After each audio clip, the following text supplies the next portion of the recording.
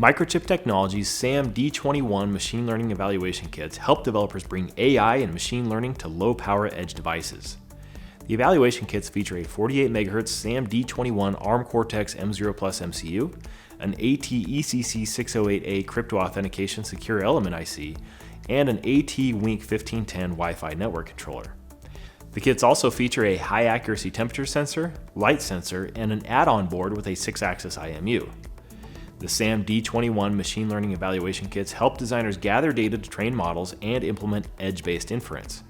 MICROCHIP's MPLAB X IDE and software toolkits make it easy to use popular frameworks and deploy the trained models to MCUs, MPUs, and FPGAs.